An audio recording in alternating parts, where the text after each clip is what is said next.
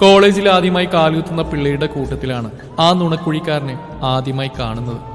അവന്റെ കണ്ണുകൾ വിടർന്നു, ഹൃദയം അലമുറയിടുന്നു. മാനവ് കണ്ണുകൾ വിടർത്തി അവന്റെ മുഖത്തേക്ക് നോക്കി. പാൽവെള്ള പോലെ വെളുത്ത് നെറ്റിയിൽ ചന്ദനം തൊട്ട് വിടർന്ന കണ്ണുകളും ചുവന്ന ചുണ്ടുകളും. മാനവിന്റെ നോട്ടം അവന്റെ ചുവന്ന ചുണ്ടുകളിലായി. ചേട്ടാ പ്ലീസ്, ഈ ചേട്ടന്മാരൊന്ന് വെറുതെ വിടാൻ പറയൂ. പെട്ടെന്നുള്ള ചോദ്യമാണ് അവനെ ചിന്തകളിൽ നിന്ന് ഉണർത്തിയത്. ചേട്ടാ പ്ലീസ്. അവൻ വീണ്ടും കെഞ്ചി പറയുന്ന കേട്ട് മാനവിന് ചിരി വന്നു. ഇന്ന് ഈ നിമിഷം വരെ ഒരു പെണ്ണിനെ പോലും താൻ വേറെ രീതിയിൽ നോക്കിയിട്ടില്ല, അങ്ങനെ ചിന്തിക്കുക പോലും ചെയ്തിട്ടില്ല. പക്ഷെ ഒരാണിനോട് അങ്ങനെ ഒരു വികാരം ഇവനെ കണ്ടപ്പോൾ അപ്പോ അവന്റെ ഹൃദയം നിലച്ചു പോകുന്ന പോലെ തോന്നി. ഞരമ്പ് വലിഞ്ഞു. നീ പോയിക്കോ. അവന് മുഖം കൊടുക്കാതെ മാനവ് പറഞ്ഞു. ചിരിയോടെ വേഗം അവിടുന്ന് ഓടിമറയുന്നവനെ മാനവ് നോക്കി നിന്നു. എത്ര കണ്ണുകൾ പിൻവലിക്കാൻ നോക്കിയിട്ടും പറ്റാതെ വീണ്ടും വീണ്ടും അവൻ നോക്കി. എന്താടാ അവന്റെ പേര്? വെപ്രാളത്തോടെ കൗതുകത്തോടെ അവൻ ചോദിച്ചു. Bharat, first year BA Malayalam. കൂട്ടത്തിലെടുത്തം പറയുന്ന കേട്ട് അവന്റെ ചുണ്ടുകൾ വീണ്ടും മന്ത്രിച്ചു.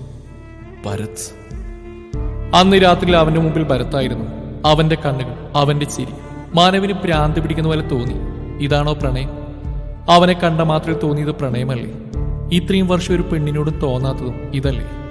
പക്ഷേ ഒരാണിനോട് പ്രണയം, വികാരം, അറിയില്ല, ഒന്നും അറിയില്ല. പക്ഷെ ഇപ്പോൾ അവനെ കാണുമ്പോൾ മനസ്സ് അലറി വിളിക്കുന്നു. He's mine.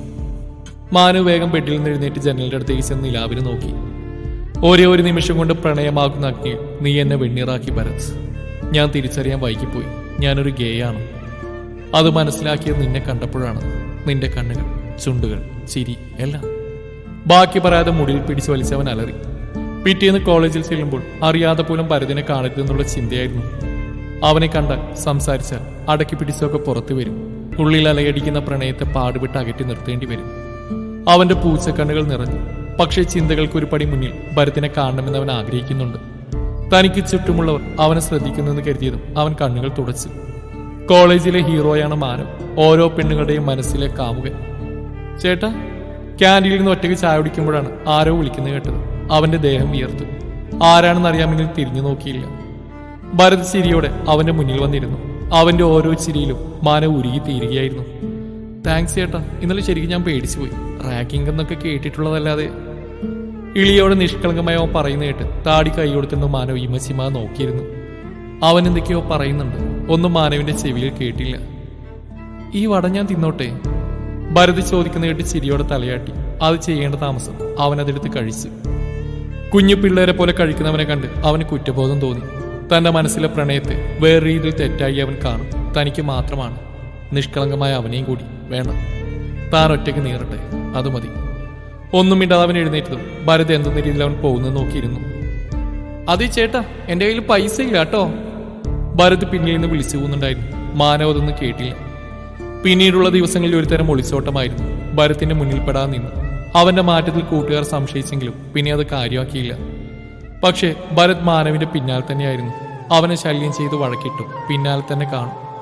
എത്ര വഴക്ക് പറഞ്ഞാലും പോവില്ല. വഴക്ക് പറയുമ്പോഴേക്ക് ഉള്ളുകൊണ്ട് പോവരുതെന്ന് മാനവ് കേഴും. മറിഞ്ഞിരുന്ന് അവനെ നോക്കി നിൽക്കും. ആരുടെങ്കിലും അടുത്ത് കൂടുതൽ നേരം മിണ്ടി നിൽക്കുന്നുണ്ടാൽ ആ ദേഷ്യം മുഴുവൻ അന്നത്തെ രാത്രി ഭിത്തിയിലിടിച്ച് തീർക്കും. ഒരു ദിവസം ഭരത്തിനെ വേറൊരുത്തൻ കോളേജിൽ വെച്ച് അടിക്കുന്നുണ്ട്. ഭ്രാന്തികേറി മാനവനെ അടിച്ച് പരുവമാക്കി. ചുണ്ടുപൊട്ടി ചോരയൊലിച്ച് തന്റെ മുമ്പിൽ നിൽക്കുന്നവന്റെ ചുണ്ടിൽ മെല്ലെ ചുംബിച്ച് വേദനയകറ്റാൻ ഒരുപാട് കൊതിച്ചു. പണിപ്പെട്ടവൻ അത് ഒതുക്കിയപ്പോൾ ഭരത് അവൻ ഇറുകെ പുണർന്നു. തിരിച്ചും പ്രണയത്തോടെ പുണരാൻ പോയതും മാനവത് ചെയ്തില്ല. അവന്റെ മനസ്സിൽ താനൊരു ഹീറോയാണ്, ചേട്ടനാണ്.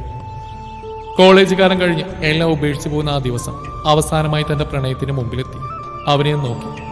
ചുണ്ടുകൾ വിതമ്പി കണ്ണൊക്കെ ചുവന്നിരിക്കുന്നുണ്ട്. ചേട്ടൻ നാട്ടിലേക്ക് പോവാണ്? ഇനി ഇങ്ങോട്ട് വരില്ല അല്ലേ? ഇല്ല. പിന്നെ അവിടെ നിൽക്കാതെ പോവാൻ തിരിഞ്ഞു ഭരത് അവന്റെ കൈകളിൽ പിടിച്ചു. മാനവ് സംശയത്തോടെ അവനെ നോക്കി.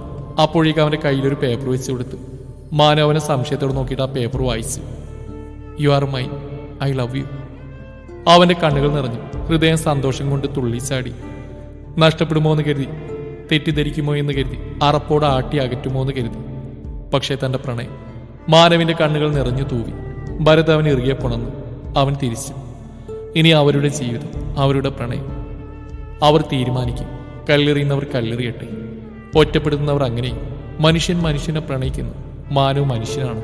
ഭരതും. ഈ ലോകം അവർക്കും കൂടിയാണ്.